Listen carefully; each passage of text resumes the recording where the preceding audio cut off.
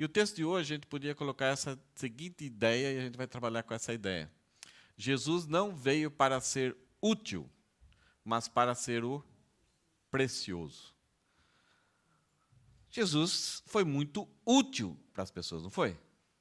Você tem um rapaz com a mão mirrada, você tem pessoas endemoniadas, você tem pessoas leprosas, os discípulos que pescaram a noite toda e não tiveram, vão passar irritados, vão chegar em casa, não tem alimento para trazer, porque não conseguiram fazer negócio, não conseguiram produzir, né, pescar os peixes. Então Jesus resolveu vários probleminhas, assim, mostrando todos esses problemas eram sinais que apontava numa só direção, que apontava para Jesus sendo Deus, o Messias, o Redentor, tudo aquilo que o texto do Antigo Testamento anunciava. Então, cada evento, cada ação de Jesus que era útil, apontava alguma coisa do Antigo Testamento que o povo já sabia, para mostrar que ele era aquela esperança, aquela pessoa, aquele ser que foi prometido por Deus para ser o Redentor, para ser o libertador, para livrar a nação de Israel e o homem do seu pecado. Mas Jesus não veio para ser isso. Ele não curou a todo, ele só multiplicou 2 vezes os pães, ele não curou todos os leprosos.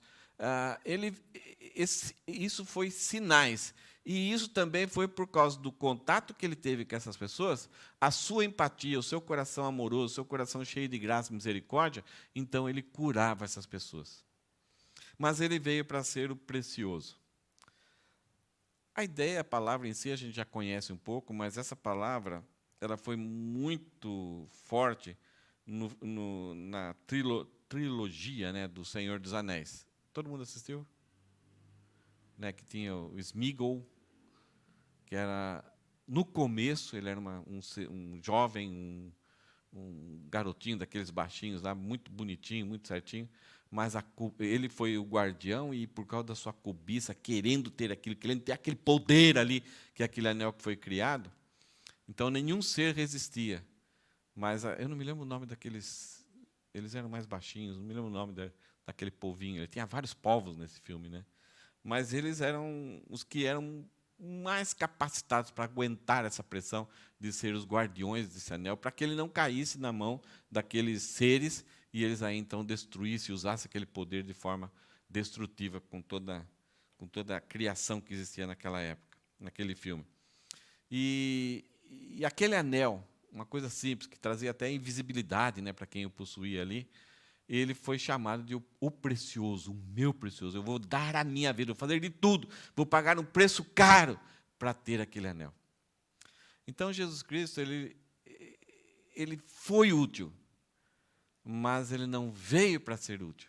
Ele veio para ser aquilo que mais importa na sua vida, aquilo que mais você daria a sua vida por ele, para ser o seu amado, objeto do seu amor. É para isso que ele veio. Para nós termos comunhão, para nós desfrutarmos de luz, de alegria, de paz. Ele veio para isso. E ele pagou um preço muito caro para conquistar, para nos tornar aquelas pessoas que o amar sobre todas as coisas. O texto hoje fala desse momento, dessa experiência, um grande piquenique. O texto, versículo 1, começa dizendo assim: depois destas coisas, várias coisas. Esse texto é narrado nos 4 evangelhos. Então, Mateus escreveu aos judeus, Marcos escreveu aos escravos romanos, Lucas escreveu aos gregos, e João escreveu para o mundo todo, muito tempo depois. Se somente um evangelho tivesse escrito, as pessoas podiam ter uma certa dúvida. Mas será que realmente isso aconteceu? Mas os 4, e os 4 são pessoas de muita credibilidade. Mateus, discípulo, Marcos relata as histórias de Pedro, que é discípulo, Lucas, a companheira de Paulo, e fez uma pesquisa exaustiva, o que realmente era fato histórico ou não, e João, o companheiro, o amado discípulo ao lado dele. Os 4, menos Lucas, os 3, no caso de Pedro aqui, eles participaram disso. Eles não vão falar alguma coisa que não seria um fato histórico, um fato real, aquilo que realmente aconteceu. Então, o texto começa, João começa escrevendo aqui, né, depois dessas coisas. Mas antes de entrar mesmo no texto, mais não um conselho, mais uma dica, mais um incentivo para você. Pegue os outros textos e compare com esse detalhe, com esse texto narrado por João. Você vai ver que tem alguns detalhes a mais. Cada evangelho dá uma pincelada num detalhe que ele acha importante, que João achou para o seu objetivo não deveria ser escrito. Isso acontece, né? Se nós dois vimos a mesma história narrada do mesmo jeito, vai ter um detalhe e o outro não vai ter um detalhe. Isso é normal. Então, incentivo você, vai para os outros 3 evangelhos e veja a narrativa, veja detalhes pequenos que dão um colorido muito especial. Mas hoje a gente vai trabalhar só sobre João. Então, vai ser uma coisa, tentar ser mais rápido hoje, mas é incrível. A cada 2 versículos, a cada versículo, a gente pode fazer uma grande mensagem.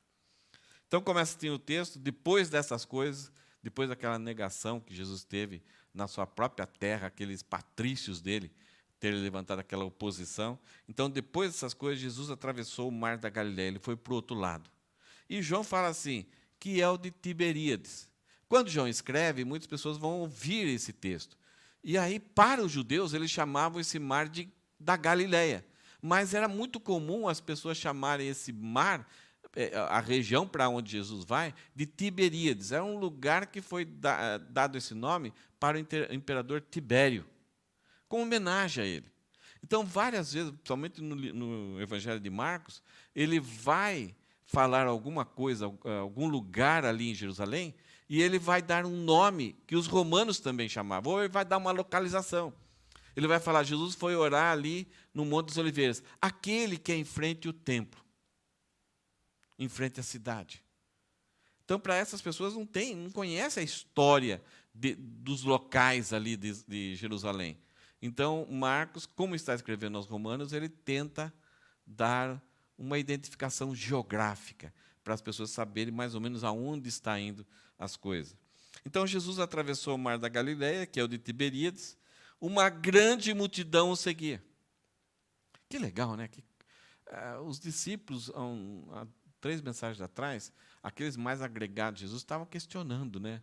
Puxa, o pessoal vem aqui e tal, mas não permanece, o que acontece? Então, Jesus contou a parábola do semeador. E aqui, parece que Jesus está tendo um bom sucesso. Apesar de ser rejeitado, negado, né, e até tentaram matar ele ali em Nazaré, aqui ele vai para algum lugar, talvez para um lugar de descanso com os discípulos, para dar um refrigério, para dar uma descansada, conversarem, ele ensinar alguma coisa, mas uma multidão vem atrás. Então, Jesus está indo para uma planície, para uma colina, e lá vem aquele pessoalzão lá. E João escreve por que eles estavam seguindo Jesus. Uma grande multidão o seguia porque tinham visto os sinais que ele fazia na cura dos enfermos. Então, Jesus subiu ao monte e sentou-se ali com os discípulos. A ideia é dar um descanso, dar uma paradinha, conversar, ter um refrigério, talvez avaliar. Se lembra que Jesus falava por parábolas? Então, não somente as parábolas, mas tudo o que acontecia, os discípulos, vocês entenderam isso? Aquilo que eu falei, vocês entenderam? Jesus fazia essa questão de perguntas para que eles levantassem outras perguntas para serem ensinados. Não somente os 12 ali, depois Judas vai sair, mas tinha um grupo de 50 pessoas que eram muito achegados a Jesus. E esses 12 vão pastorear a igreja depois que Jesus vão sair. E eles precisam entender muitas coisas. São 3 anos somente que Jesus está com eles, e eles precisam depois pastorear uma igreja de 30 mil, 40 mil, 50 mil pessoas.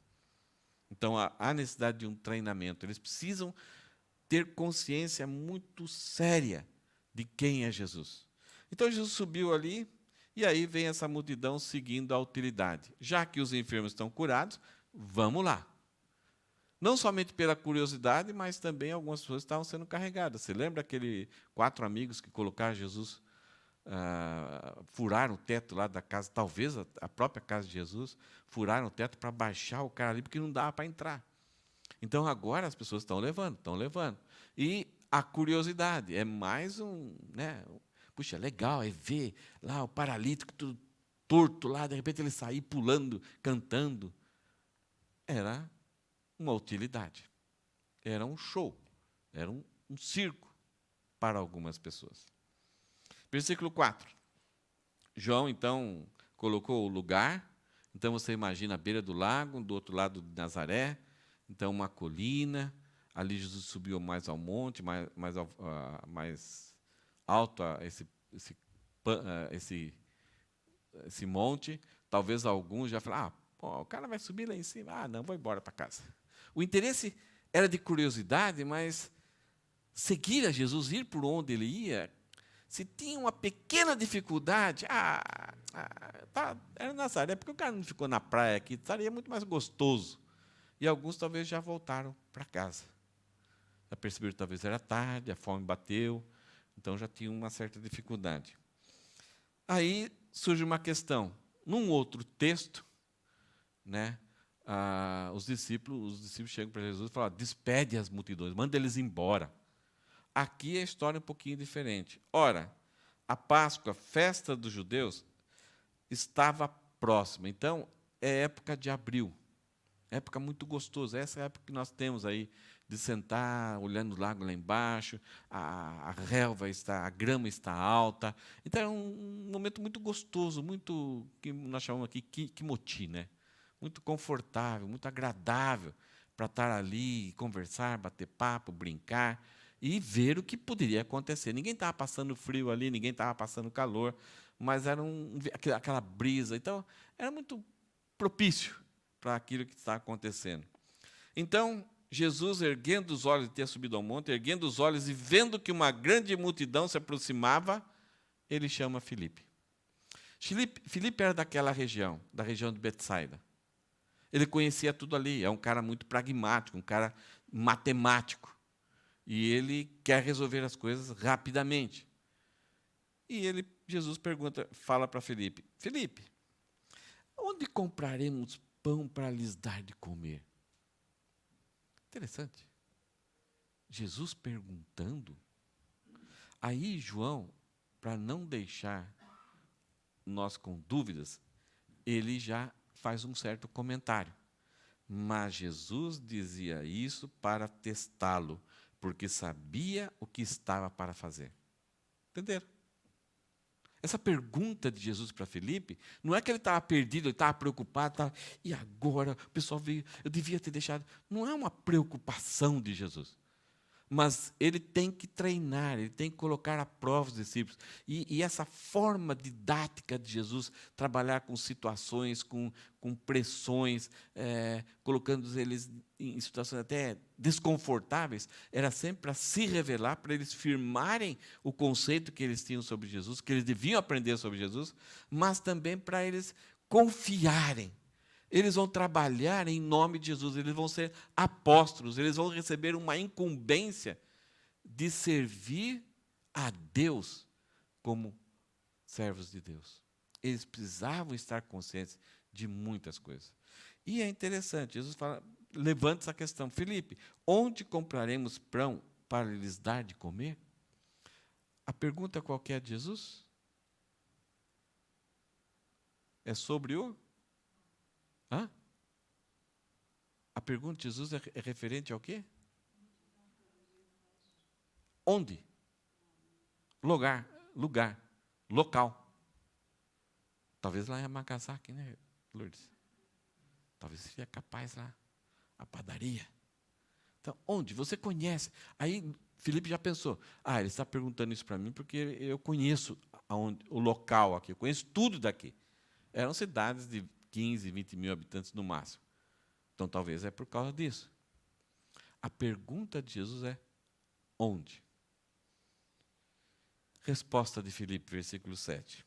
Filipe respondeu, nem mesmo 200 denários de pão seriam suficientes para que cada um recebesse um pedaço. O que Jesus perguntou? Onde? Jesus perguntou sobre dinheiro? Não. Mas Filipe, como é prático, a resposta dele dá a ideia de que ele respondeu de Jesus, informando para Jesus, a sua resposta é errada, Jesus. Mesmo que tivesse um local para nós comprarmos pão, nós precisaríamos de dinheiro. E não há dinheiro suficiente. 200 denários, cada denário era um dia de trabalho. Eram 10 moedas de bronze. A ideia é que você trabalha 10 horas, então cada moedinha de bronze era 1 hora de trabalho. Você recebia, então, 1 denário por dia. 200 denários seriam 200 dias. Quase 1 ano. Mais ou menos, se você trabalha 5 dias aí, dá 8 meses. Faz um cálculo aí, mais ou menos. Com o valor do Japão é um pouquinho diferente, mas com o Brasil seria um pouco diferente. Mas aqui no Japão seria mais ou menos 1.600.000 ienes. A quantidade devia ser grande. E ainda, Filipe lança uma informação aqui. Nem mesmo 200 denários de pão seriam suficientes para que cada um recebesse um pedaço. Então, não era receber um pão, não era 200 pães que devia ser comprado. Era um pedacinho desse pão, só para saciar um pouquinho ali. Então, Filipe ele erra nesse ponto. Financeiramente, é impossível, Jesus. Então, por isso que no outro evangelho, eles chegam para Jesus, ó, Jesus, despede, porque não dá. E aí Jesus, no outro evangelho, fala, dê vocês mesmos de comer. E aí, então, Filipe se levanta e fala, como? Nem mesmo 200 denários seria possível alimentar todo esse pessoal. E quando Filipe levanta essa questão dos 200 denários, tem também a questão da produção. Onde se tem pão? Naquela época, não é como hoje, né? O pão ele é feito, ele é colocado, depois do almoço não dá mais para você comer. Naquela época, os pães duravam muito mais tempo, eram pães caseiros. Mas, mesmo assim, Filipe, olha, não tem jeito. A ideia, ele levantou um obstáculo simplesmente para Jesus pensar corretamente. Não há possibilidade de nós alimentarmos. Não tem jeito. A resposta, Jesus, não é, a pergunta não deve ser onde, mas é que não há lugar, não há dinheiro, não há possibilidade. Isto é, Jesus está querendo alimentar essa multidão, querendo suprir a necessidade dessa multidão, e pessoas levantam obstáculos. Nós somos assim, né? Quando parece que Deus quer fazer alguma coisa, nós vamos levantar sempre dificuldades, obstáculos. Pensar, programar é muito bom. Mas a partir do momento que Jesus faz uma pergunta para nós temos que perguntar para Ele. Devolver a pergunta para Ele. Como que vamos comprar? Mas Filipe levantou uma impossibilidade. Aí vem o irmão do Simão, o André. Esse camarada aqui é um dos discípulos que ele não se preocupa tanto com ele. Ele se preocupa em levar pessoas para Jesus. Ele levou vários discípulos para Jesus. Ele é um dos primeiros seguidores ali de João Batista, que quando João Batista diz, eis aí o Cordeiro de Deus tira o pecado do mundo, e Jesus chamou, ele deixou o ministério de João Batista, que era de ministério de muito sucesso, e seguiu a Jesus sem saber o que ia acontecer, seguindo a Jesus. E quando ele começa a seguir Jesus, o que começa a acontecer com Jesus, ele pega algumas pessoas e leva até Jesus. Esse é o cara da diplomacia. E aí o que acontece? Um dos discípulos, chamado André, irmão de Simão Pedro, disse a Jesus, ó, aqui tem um garotinho, que tem 5 pães de cevada e 2 peixinhos. Mas o que é isso para tanta gente? Apesar dele ter levado, olha, tem aqui, mas 5 pães de cevada, isto é, o pão de cevada era o pão mais pobre que tinha, o mais simples. Ele era fruto, era algo para alimentar pessoas que tinham muita dificuldade financeira. Era aquele pãozinho mesmo, bem simples. Então, esse garotinho, a mãe dele preparou, ele foi viajar e já levou no saquinho, uma bolsinha e tal, esses pãezinhos. E esse garotinho, talvez quando ouviu esse dilema entre Filipe, essa conversa de Filipe, o André viu, e talvez o garotinho perguntou, olha, eu só tenho 5 pãezinhos aqui. Esse garotinho, vendo a situação, talvez poderia esconder. Né? E ele não. Ele mostrou. E o garotinho foi levado por André até Jesus. Mas André também faz uma avaliação. Recursos são insuficientes. 2 pãezinhos, 5 pãezinhos e 2 peixinhos, eu sempre confundo, né? 5 pãezinhos e 2 peixinhos. É insuficiente. Mas o que é isso para tanta gente? Se lembra lá com Filipe, a pergunta de Jesus?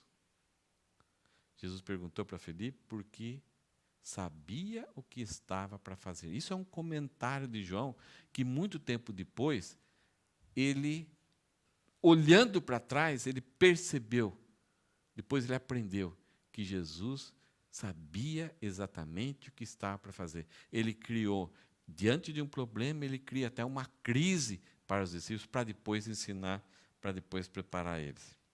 E aí, então, Jesus, diante desses peixinhos e pãezinhos, Jesus fala para os discípulos, pessoal, vem aqui. Façam com que todos se assentem no chão.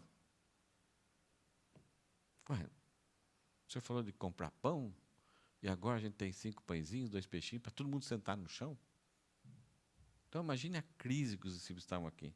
Havia muita relva naquele lugar, assim os homens se assentaram, eram quase 5.000. Essa palavra de homens aí, não é tanto a questão do gênero humano. Eram homens acima de 30 anos. Ela se referia a homens acima, na sua maioridade, acima de 30 anos. Possivelmente, segundo alguns cálculos, a quantidade aqui podia chegar de 15.000 até quase 30.000 pessoas. Então, Jesus pegou os pães. Vamos pensar que talvez aqui seja genérico, essa quantidade de pessoas aqui, seja mulheres e crianças. Ainda assim, 5.000 é muita gente. Mas existe a possibilidade de chegar até 20, 15, 20 ou 30.000. Então, Jesus pegou os pães e, tendo dado graças, distribuiu entre eles, e também igualmente os peixes, tanto quanto queriam. Eles se assentaram. Em outro evangelho fala de grupos de 50 e de 100 pessoas, então houve uma organização, não formou uma fila ou várias filas, não, eles se assentaram em grupos de 50 e de 100. Ter controle sobre multidão com fome é um negócio meio difícil. E aí, Jesus pega aqueles pãezinhos, dá graças, da mesma forma que ele vai fazer na ceia, que ele vai ter com os discípulos, e aí ele começa a cortar esses pães. Começa a fazer pedaços desses pães. E aí manda os discípulos distribuírem. E também, da mesma forma, ele fez com os peixes. E o pessoal podia pegar tanto quanto queriam. Então, através da organização, através do poder de Jesus, essas pessoas receberam e foram saciadas naquilo que eles precisavam. Não sei se essa multidão, por ser muitas pessoas, viram o que aconteceu ali. Talvez a multidão só viu, de repente, os discípulos virem na direção, distribuindo naqueles grupos lá. Primeiro eles mandam todo mundo sentar, depois Jesus fecha o cerco ali com os discípulos, dá graças a Deus, ora. Na cabeça, talvez, dessa multidão, os discípulos é que talvez fizeram um milagre. Ou estavam preparados, estavam equipados, já vieram com esses pães. Alguns talvez pensaram isso. Alguns talvez perguntaram para os discípulos: vocês têm pão? Vocês trouxeram pão? Não. Um garotinho com 5 pãezinhos e 2 peixinhos entregou lá para Jesus, ele orou e a gente está distribuindo para vocês. Só que quanto mais distribuíam, esses cestos não diminuíam a quantidade. E todos comiam e todos se fartaram. Versículo 12. E quando já estavam satisfeitos, Jesus disse aos seus discípulos: recolham os pedaços que sobraram, para que nada se perca. Assim, pois, o fizeram e encheram 12 cestos de pedaços dos 5 pães de cevada que sobraram, depois que todos tinham comido. É interessante, João, ele bate na tecla. Então, pedaços que sobraram, 12 cestos dos pedaços que sobraram, eles recolheram. E Jesus, é interessante, já que todo mundo se alimentou e sobrou, vamos jogar fora.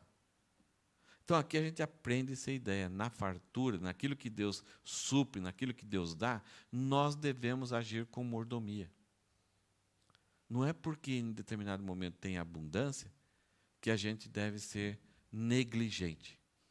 Então, Jesus ensinou os discípulos, olha, aquilo que vocês receberam de Deus, aquilo que Deus fez, não, a ideia não é ser mesquinho, mas a ideia não deixem de ser zelosos por aquilo que Deus deu.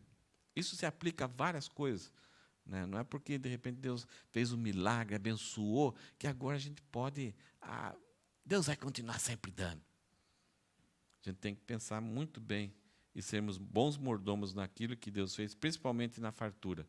Paulo, ele escreve em Filipenses, que ele fala o seguinte, tanto aprendi a viver contente em toda e qualquer situação, quando faltam as coisas e quando tenho fartura. Então, ele não era negligente. E ele, além disso, ele aprendeu a viver contente e grato.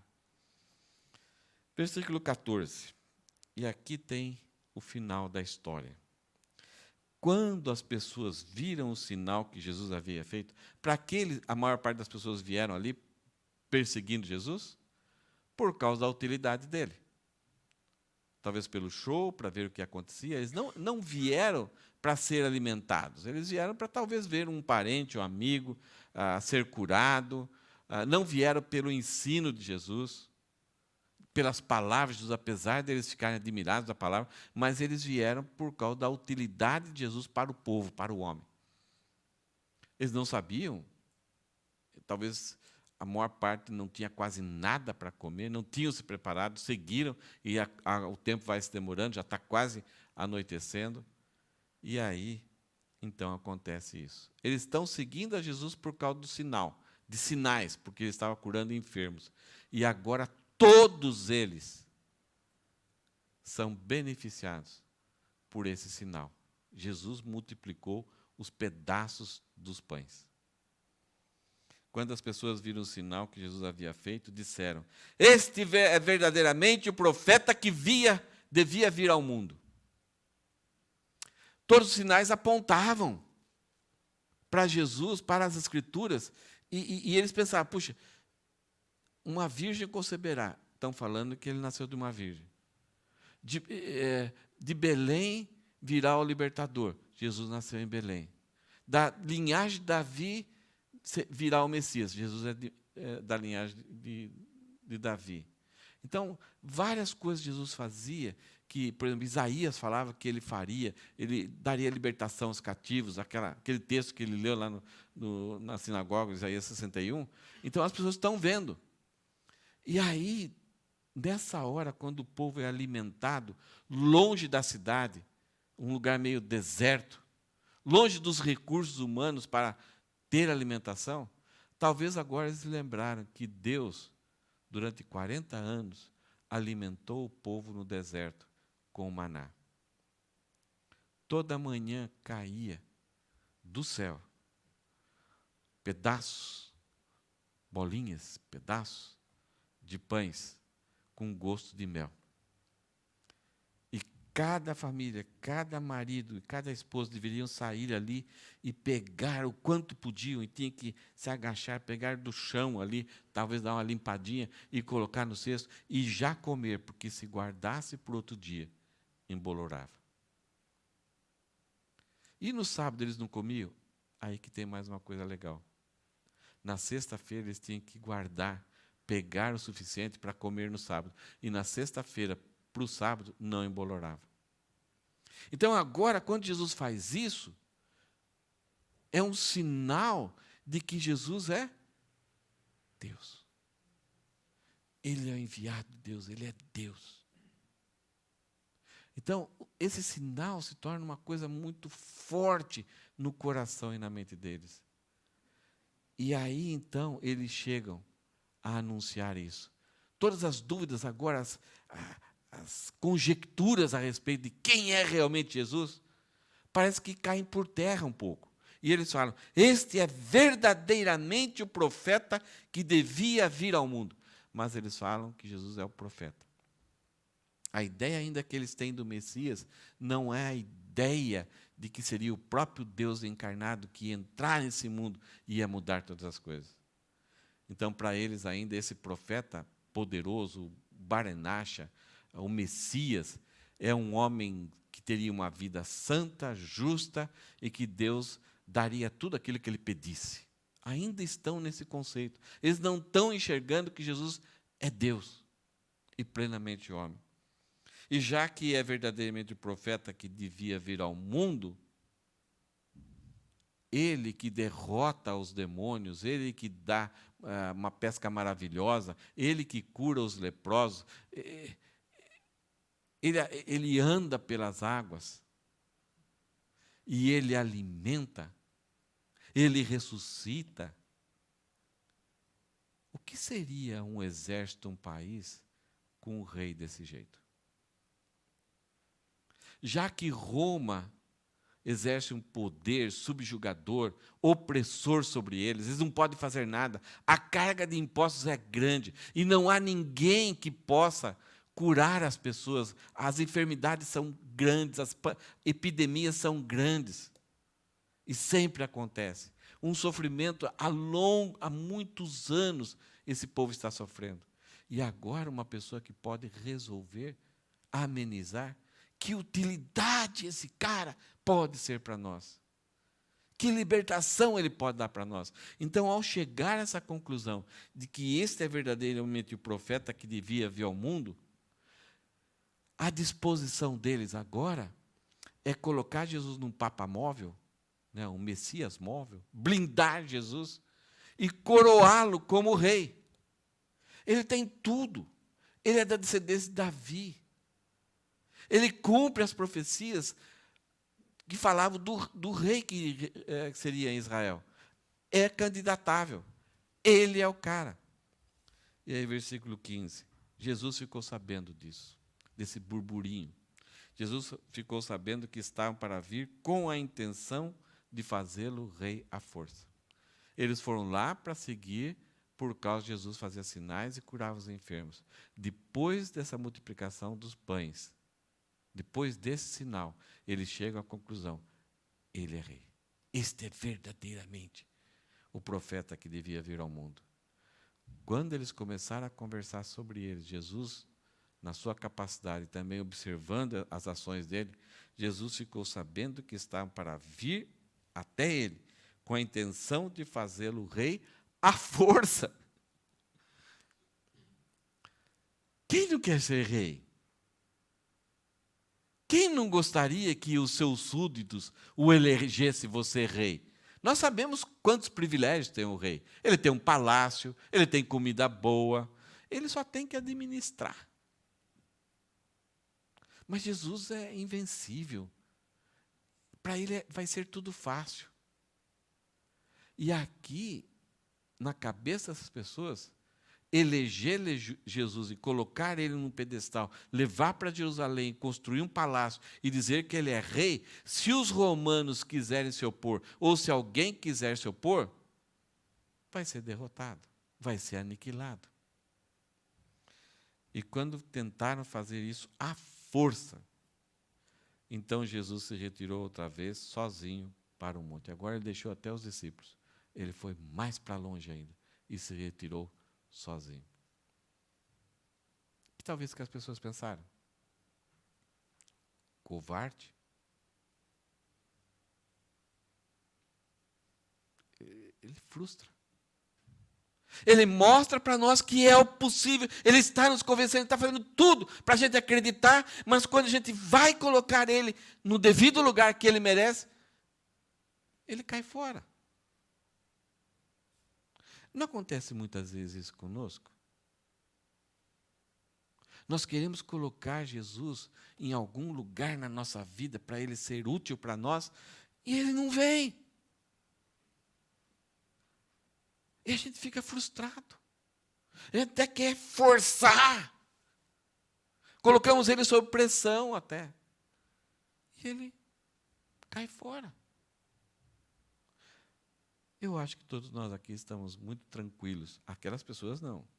Mas nós estamos muito tranquilos. Por que que Jesus caiu fora? Porque ele não veio daquela forma, naquela época, para ser, apesar de ser o rei semeador, ele não veio para ocupar trono. Ele, até quando estava a vida dele em jogo, que ele podia falar algumas palavras, sair dali, convencer Pilatos.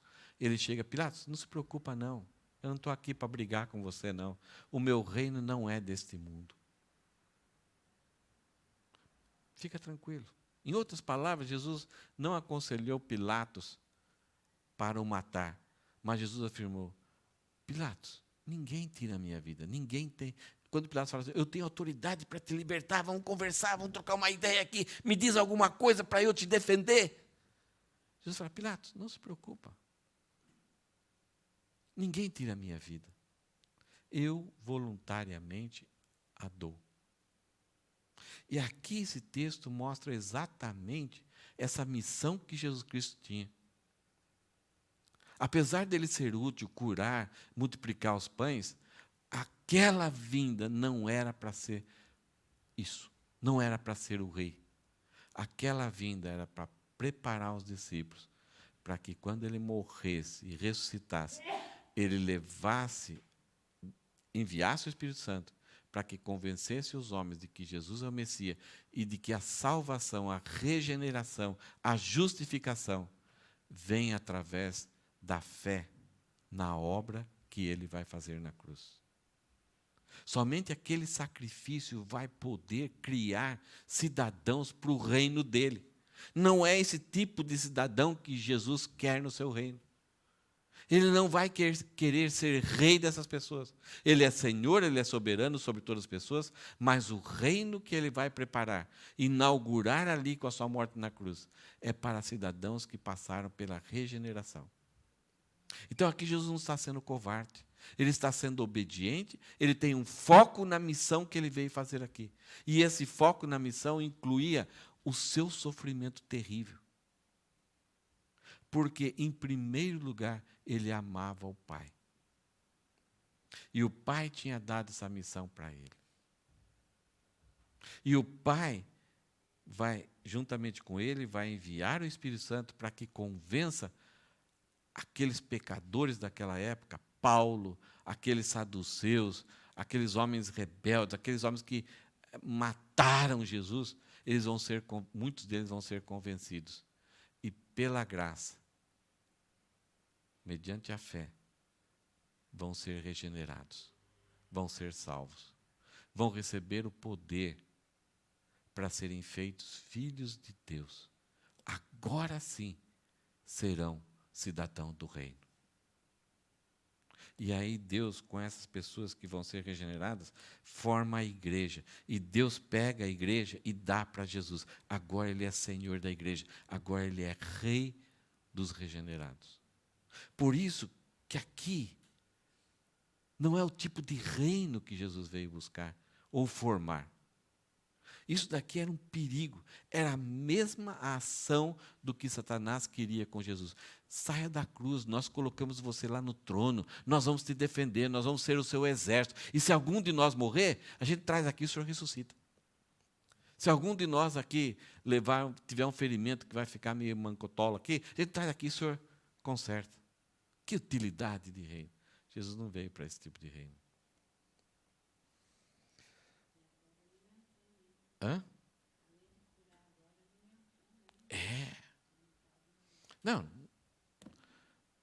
O povo judeu que morava naquela época, havia várias dificuldades nas plantações. A Rosana falou assim, além dos sinais, agora alimentando o povo. Mas alimento era uma coisa difícil para eles. é uma terra árida, isto é, quase deserto. Além de plantar, muitas vezes tinham pragas. Além de plantar, muitas vezes pessoas roubavam a colheita. Além de plantar, plantava o que colhia 100%, 90% ia para os impostos. É difícil uma pessoa viver assim. E, além das pragas, a pessoa plantava uma videira, e poucas vezes essa videira, a pessoa ia beber do vinho dessa videira. E quando acontecia isso, era algo espetacular. Agora, com Jesus, tudo resolvido. Que legal. Só para a gente caminhar um pouquinho, então, para finalizarmos. Então, a gente pode fazer essa pergunta aqui, né? Próximo, Zé. Quem sou eu diante de Jesus? Há vários personagens nessa história, não há? Tem a multidão, que a gente viu por que ela estava seguindo Jesus. Tem Filipe, tem André, tem o garotinho e tem os discípulos. Com quem eu mais pareço? Jesus é somente um amuleto, um recurso, alguma coisa que eu tenho na carteira que, quando precisar, está aqui. É algo que me ajuda em horas de aperto. E Filipe, será que eu sou aquela pessoa que cria obstáculos, pragmático, e que Deus pergunta uma coisa, me dando uma direção, eu jogo para o outro lado? André, eu sou aquela pessoa que leva os pequenos recursos para Deus, mesmo que eu mesmo não acredite. Mas Deus, está aí, ó. Só tenho isso aqui. O que é tudo isso? Aquele senso um pouco de humildade, né? Mas eu estou levando. Sabe que eu tenho colocado, né, aquilo que de repente eu comparo com outras pessoas? Puxa, Deus, melhor seria aquela pessoa. Você lembra quando Deus quis chamar Moisés? É uma história até interessante. Depois de 40 anos ali no deserto, Deus chama ele. Eu sou gago, não sei mais as notícias do dia a dia, não estou mais na corte, eu não consigo mais falar bem. Perdi tudo, Deus. E foi dando desculpa uma atrás da outra. Quem sou eu? Será que eu sou o garotinho naquela inocência, naquela simplicidade? André, vem aqui, ó. Tem aqui, ó. Talvez o garotinho estava escondido na multidão ali, não era notório, ninguém sabia. Não teve medo de expor o que ele tinha, que poderia talvez correr perigo, né? Na hora que o garotinho talvez abrisse, eu também quero, daqui, me ajuda a mim. Ele não teve medo, ele foi levar lá. E ele comeu bastante, por causa desse garotinho. Eu sou os discípulos, né, que talvez distribuíram esses textos, e talvez receberam um pouco de glória. Pô, cara, vocês são bons mesmo, hein? Olha, caramba, vocês alimentaram todo mundo. Quando a gente está no reino de Deus, Deus vai fazer milagres e Ele vai usar-nos como instrumento. E é um grande perigo nós recebermos uma glória indevida. Ou será que a gente faz visando ser glorificado? E os discípulos aqui, pelos 4 evangelhos, talvez isso cravou tão fundo no coração deles, que eles não tiveram medo de se envolver com a obra de Deus, de servir a Deus, porque eles sabiam, Deus está no controle, e tudo aquilo que eu precisar, não para o meu luxo, mas Ele é o meu precioso, Ele é o meu sustento, eu preciso dEle. Se Ele fizer um milagre, eu não quero. Os discípulos tiveram a ideia, eu não quero que Jesus seja útil na minha vida, eu quero que Ele seja aquela pessoa que eu vou amar sobre todas as coisas, porque somente Ele pode pastorear o meu coração, somente Ele pode alimentar o coração com aquele, onde está aquele vazio, aquela sede, aquela angústia. Jesus preenche, e Ele enche de pedaços, e esse pedaço ainda sobra. Os discípulos aprenderam muito isso. Então, a frase que está escrita em azul, Jesus não veio para ser útil, mas para ser o precioso. Se nos juntarmos a Jesus em seu ministério, sempre haverá o suficiente para nós. não ficaremos comparavelmente a algumas pessoas ricos, mas tudo aquilo que precisarmos, quando a gente dispõe nas mãos de Jesus, haverá suficiente. Agora, esse suficiente para Deus, muitas vezes, vai além do que a gente precisa. E a gente fica encabulado. É só pensarmos um pouco na nossa vida. Quantas dificuldades, quantos momentos que a gente precisava de mais do que 200 denários. Nós precisávamos de mais do que saúde. Nós precisávamos de alguma coisa. E aí você olha para trás e fala, peraí, eu tive aquele problema lá, eu tive aquela crise lá, como que eu estou aqui? Uma coisa que acontece geralmente com pais cristãos, quando os filhos casam, eles falam assim, nossa, como eu consegui educar o meu filho? Não estou falando só em dinheiro, mas é você ter aquele suporte para ter aquela estabilidade, para gerenciar essas crises e seguir em frente, estável, aonde muitas vezes pessoas não conseguem. E aí você se compara a essas pessoas e fala assim, puxa, ela tem uma escolaridade melhor que a minha, ela tem um preparo melhor que a minha, ela tinha mais recursos do que eu, e como eu cheguei aqui? É por causa desse padeiro aqui, esse padeiro precioso, esse multiplicador de pedacinhos. Por isso que se você não tiver nem um pão inteiro, mas tiver um pedacinho, ofereça. Eu não sei se é... Estou me lembrando de uma história que um pastor lá da Igreja Batista de Vila Mariana, o pastor Garcia, sempre falava. Ele falava que um pregador fez um apelo e para as pessoas se oferecerem para Deus, para Jesus, se entregarem para servirem com toda disposição a Jesus. E alguns vieram. E daqui a pouco, bem no corredor assim, um rapaz levantou a mão.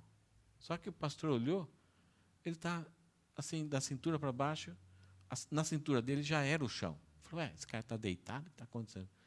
Aí ele veio, aí quando ele estava vindo, o pastor percebeu que ele não tinha as pernas.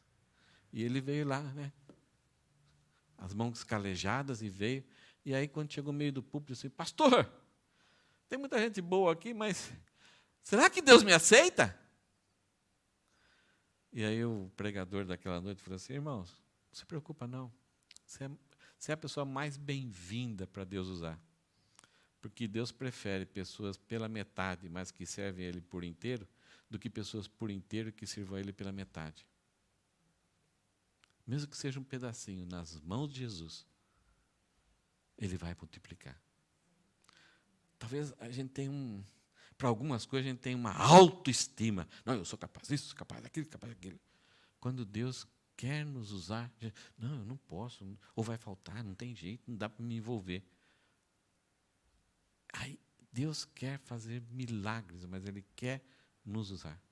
Ele quer que a gente seja mordomo, Ele quer que a gente seja o distribuidor da sua graça, do alimento dEle para outras pessoas. Talvez não tenhamos as palavras certas, o conhecimento certo, a coragem certa, mas quando entregamos esses pedacinhos da mão dele, é Ele que vai fazer. Ninguém tem a fórmula do que aconteceu. Jesus pegou o pão, repartiu, deu graças, repartiu em pedacinhos, deu no cesto, eles levaram, as pessoas iam pegando, e não acabava. E no final ainda tiveram que recolher 12 cestos cheios. Como foi que isso aconteceu? Sim, você nunca vai entender, nunca vai saber a mágica. A palavra errada aqui, mágica, a fórmula. Como que Deus faz as coisas. E geralmente Deus usa outras pessoas aqui e junta aqui, e muitas vezes você nem sabe o que está por trás. Deus trabalha de uma forma assim. Ele é muito divertido. Ele é criativo. E Ele gosta de nos surpreender. E algumas vezes Ele vai permitir, vai deixar-nos entrarmos em algumas arapucas com a nossa praticidade, com a nossa forma de entender como se resolve o problema, até que a gente se renda a ele. Fala, ó, não dá, não dá, não dá. Ah, não dá? Ah, legal. Não tem lugar? Não, não tem. Só tem 5%. Ah, legal. Então, vamos lá. Repartir os pedacinhos e dão. Imagine os discípulos recebendo alguns pedacinhos. Ó, agora vão, dão para a multidão. 15 mil, 5 mil. Você iria? Você ia apanhar. Na nossa cabeça, sair com um pouquinho para tentar alimentar muita gente, você vai apanhar. Mas eles obedeceram e voltaram com muito mais do que foram. Uma coisa aqui que a gente tem que olhar para esse texto também é as semelhanças entre o modo de agir de Jesus e o modo de agir de Deus Pai. Ele é o próprio Deus. Ele é Deus. Então, como Deus, Jesus nos põe à prova, multiplica nossos recursos. Sempre nós falamos que não temos tempo, não temos talento, não temos tesouro. Deus ordena que sejamos zelosos com o que nos foi dado pelo seu poder. E Deus cumpre um decreto pré-estabelecido. Ele tem uma missão. Não é o meu sonho, não é o meu objetivo, mas é a missão que Deus nos deu para nós indivíduos e para nós como igreja. Esse texto aqui, de João 6, continua. A multidão queria fazer Jesus de rei. Mas Jesus continua falando, depois para essa multidão e para as pessoas que seguiam ele, falando que ele é o pão do céu que foi enviado por Deus. E falando que é necessário que as pessoas comam dele para poderem ser cidadãos do reino. E eles começam a ficar confusos, eles começam a ficar frustrados com Jesus, porque Jesus parece um covarde, parece que Jesus promete, abre o coração deles, parece que ilumina a mente deles, para agora nós temos uma grande esperança, teremos um rei. Mas agora ele vem com umas conversas meio estranhas, ele sai de lado, sai daquilo, e as pessoas começam a ir embora. Jesus, no versículo 35 de João 6, fala o seguinte: eu sou o pão da vida, quem vem a mim jamais terá fome, quem crê em mim jamais terá sede. Que conversa é essa? Nós queremos um rei. Você é candidatável, mas você está fugindo para o monte. E aí Jesus vem com várias palavras assim que você está enrolando demais. Nós não queremos entender as coisas. Nós só queremos ter um rei que cuide de nós. E eles começam a ir embora. E aí no versículo 60, até alguns que estavam bem perto de Jesus, muitos dos seus discípulos, porque alguns que pertenciam ao grupo de 500, quando viram a multidão, todo entusiasmada com Jesus, ele é o rei, ele é o rei, ele é o rei. Agora nós vamos se dar bem. Agora seremos lá o ministro da economia, vamos estar bem com Jesus. Agora Jesus vai implantar o rei. Agora chegou a hora, ele vai ser entronizado. Mas depois que Jesus começa com essa conversa, até alguns, não os 12, mas até alguns discípulos, aqueles que faziam parte dos 50, dos 500, dos 120, alguns deles começaram a sair. E o versículo 60 fala o seguinte: muitos dos seus discípulos, tendo ouvido tais palavras, disseram: cara, dura esse discurso, quem pode suportar? Quando a gente vai até Jesus com motivações erradas, é muito difícil. Não se encaixa. As nossas expectativas serão frustradas.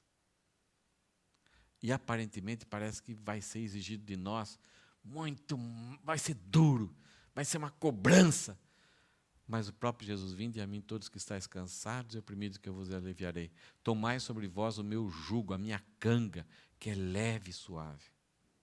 Mas quem está buscando a Jesus por outras motivações, é duro, é difícil, não tem jeito. Agora, quando você busca Jesus porque você quer amá-lo, você quer ter Ele como precioso a sua vida, você terá mais do que o suficiente.